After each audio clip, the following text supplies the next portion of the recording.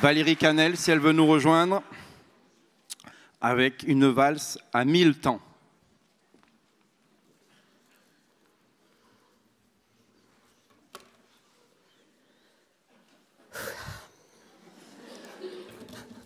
Vous vous rendez pas compte, hein. Bonjour, je m'appelle Valérie Canel. Je suis animatrice au sein de l'EHPAD de Lormont qui fait partie du pôle de gérontologie du CHU de Bordeaux. Si au cours de ces 10 dernières années, j'ai eu la chance d'initier et de collaborer à de nombreux projets culturels, je dirais que celui-ci gardera à jamais une place toute particulière sur le plan émotionnel.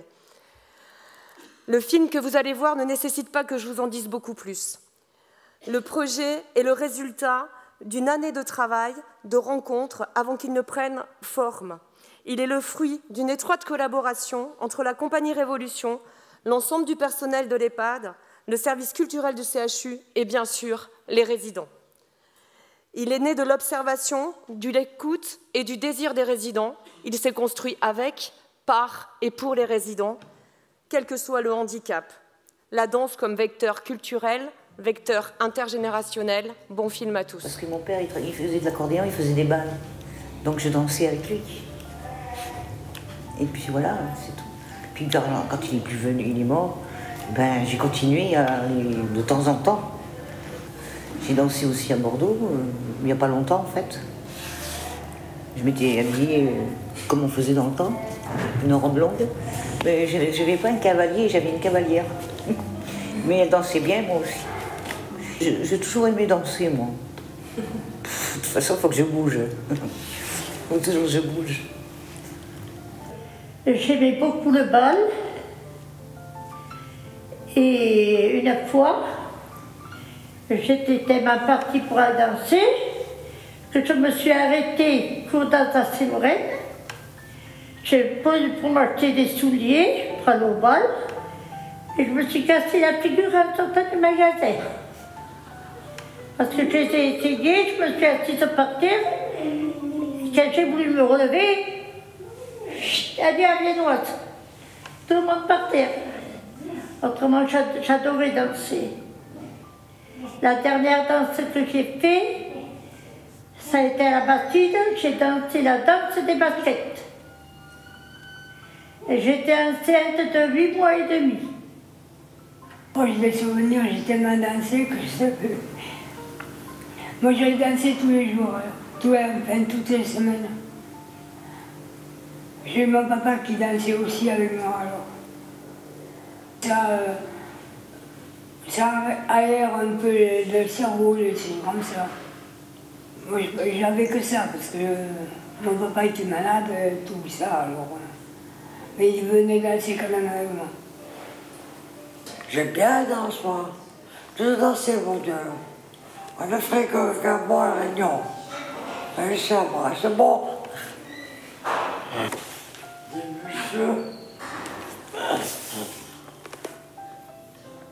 Vous savez, moi j'ai toujours aimé la danse. Pour moi, ça a toujours été la danse, les chansons, la musique.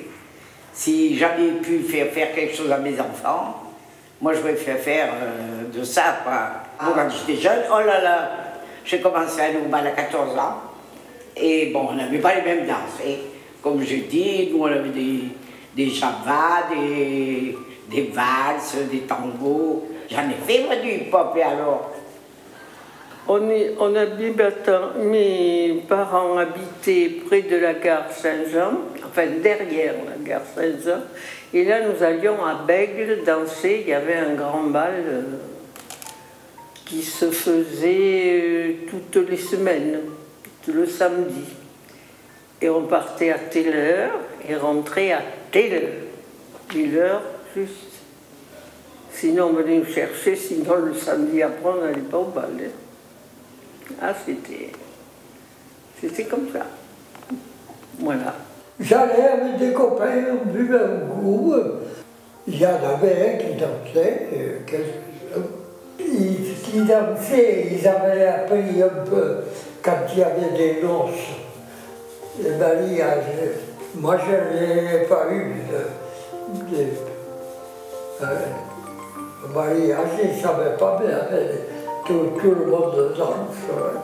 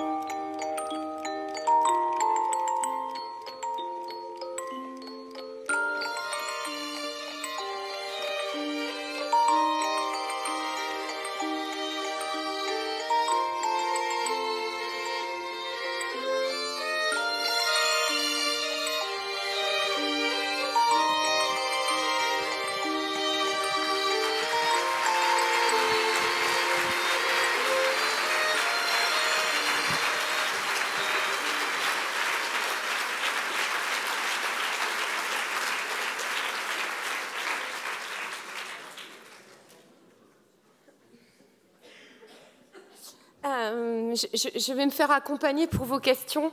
Ça fait 15 fois que je le vois et j'ai toujours les larmes aux yeux. Je vais me faire accompagner par Madame Rotz, qui est la cadre de santé de l'EHPAD, et ma collègue Lucille Renaud, qui fait partie du service culturel du CHU. Je voudrais juste préciser que le monsieur qui parle en dernier va fêter ses 105 ans. Voilà.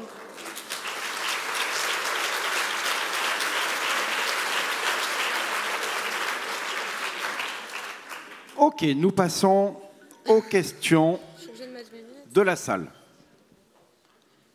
Alors, normalement, nous avons des micros. Voilà, ils sont là-haut. N'hésitez pas à lever la main. Des questions autour du projet, qui concernent le projet, le montage du projet, le déroulement du projet. En haut, nous avons... Voilà, merci. Je suis là. Juste savoir combien de temps pendant combien de temps sont intervenus les deux jeunes qu'on a vus pour arriver que les résidents dansent, bougent, s'émeuent. 5 mois de répétition tous les vendredis pendant plus de 2h30 à 3h. D'accord. Bravo.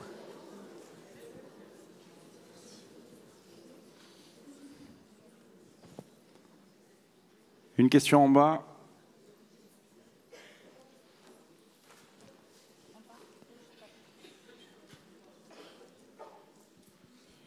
Est-ce qu'il y a une suite à ce projet? Qu'est-ce qui s'est découlé? Les émotions des résidents, des artistes? Et est-ce qu'il y a une suite à ce projet? Ok, alors on va se répartir les rôles. En fait, on n'a pas maîtrisé l'impact de ce projet et on n'a pas maîtrisé jusqu'où il allait nous amener. Parce qu'on doit un grand merci à la vidéaste professionnelle, parce qu'en fait, tous les moments d'émotion qu'on a vécu pendant ce projet, ils sont nombreux, parce que les gens se sont révélés et il y a des choses qu'on ne maîtrisait pas. La vidéo l'a rendu possible, parce qu'on n'aurait pas pu, ne serait-ce que de vous en parler, ça n'aurait pas rendu ce qu'on vient de voir. On est parti ensuite à la Compagnie Révolution, à la demande des résidents, au siège de la compagnie en plein Bordeaux, et on a rencontré des danseurs qui sont en formation pour la deuxième année. Et voilà, on est parti avec une douzaine de résidents, et on a passé une après-midi à danser, à improviser avec eux. Et du coup, on s'est dit qu'il fallait recommencer. En tous les cas, ça ne sera jamais la même chose, mais en tous les cas, poursuivre. Et on a répondu à un appel à projet qui s'inscrit sur le territoire, comment on vieillit et acteurs du territoire. Et donc, je vais laisser la parole à Lucille. On a répondu à un appel à projet de la Fondation de France qui s'appelle « Vieillir, acteurs et citoyens de son territoire ». Et donc là, on attend la réponse. Et donc l'idée, c'est d'ouvrir le projet sur le territoire en lien avec le centre social de Lormont. Donc faire venir des enfants du centre social au sein de l'EHPAD pour continuer ce travail d'atelier et créer un spectacle tous ensemble, en fait, en associant également une association de la ville de Lormont qui s'appelle l'Espace Textile. Donc ce sont des couturières qui sont en voie de réinsertion professionnelle et l'idée, c'est de les associer pour qu'elles puissent créer les accessoires ou les costumes du spectacle. Voilà. Nous avons une question en haut. Bonjour, tout d'abord félicitations. Je voulais savoir, ici, là, à votre gauche, là, voilà. Je voulais savoir comment vous avez amené ce projet à la présentation aux résidents, comment aussi ils l'ont appréhendé et quelles ont été leurs réactions finales et au début et au final du projet. En fait, c'est né de l'observation et de l'écoute des résidents. On parlait de désir tout à l'heure. J'ai souvent entendu dire moi j'ai beaucoup dansé, mais qu'est-ce que vous voulez que je fasse avec mon bras, mon fauteuil, ma jambe, je ne peux plus danser. Et évidemment, nous, animateurs, on peut faire des ateliers de danse qui existent dans l'EHPAD où je travaille, mais l'idée, c'était d'avoir une autre envergure, c'était de les faire devenir acteurs, en fait, et de leur donner cette position d'acteur. En travaillant avec la Compagnie Révolution, c'était d'abord l'interculturalité, parce que ce sont des jeunes qui ont 20 ans, qui dansent le hip-hop, et nos résidents, ils ont dansé la valse, le bal musette. Donc c'était faire confronter ces générations, enfin plutôt moins collaborer ces générations.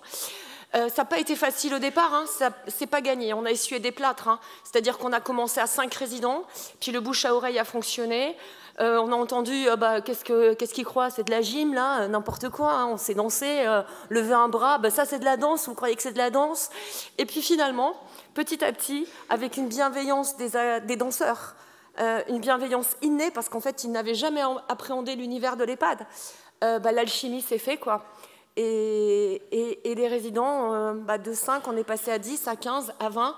Et puis les jeunes étudiants qui étaient présents, et puis les soignants qui descendaient quand ils en avaient le temps aussi pour y participer. Voilà, ça s'est fait comme ça. Merci. Nous passons à la dernière question à ce groupe-là, et nous avons pris une petite habitude depuis quelques années. La question 2. Eh oui, on s'en souvient. Aïe, le piège. Le piège. Le projet, c'est un projet culturel sur 1 an avec une compagnie extérieure. Il est basé sur un phénomène de résonance avec les références culturelles des personnes âgées concernées. Vous avez dit tout à l'heure, et c'est là que j'aimerais bien en savoir plus, que vous n'avez pas mesuré les conséquences au départ. Et j'aimerais bien savoir quelles sont ces conséquences, en particulier sur 2 choses, l'expression des personnes âgées et les relations qu'elles ont pu avoir avec l'entourage, et l'entourage de tous les jours, mais aussi l'entourage de leurs proches et des jeunes qui étaient là. Merci. En fait, c'est vrai que la résonance, elle est très importante parce que au-delà de l'aspect culturel, on s'est rendu compte qu'on était vraiment dans le prendre soin. Et dans le prendre soin au sens le plus large, parce que du coup, les résidents sont devenus acteurs et l'estime de soi là, est devenue très importante. Ils sont devenus artistes, créateurs de certains mouvements. Ils se sont vraiment impliqués. Ils ont transmis une émotion auquel on a tous été très sensibles dans l'EHPAD. Et ils nous ont donné une leçon de vie. Il s'est établi une relation encore différente puisqu'ils ont renvoyé une image d'eux à tous les soignants, tellement positive, tellement émouvante, que du coup, ça a pris une dimension vraiment... ça a été réciproque, tout ce qui se passait. Et nous allons le présenter au pôle de gérontologie, au séminaire du pôle de gérontologie dans le prendre soin. Le thème, c'est le prendre soin. Et cette notion, du coup, de l'animation, de la culture qui s'intègre au prendre soin. Et je trouve que là, on a... Voilà. On peut les applaudir, s'il vous plaît.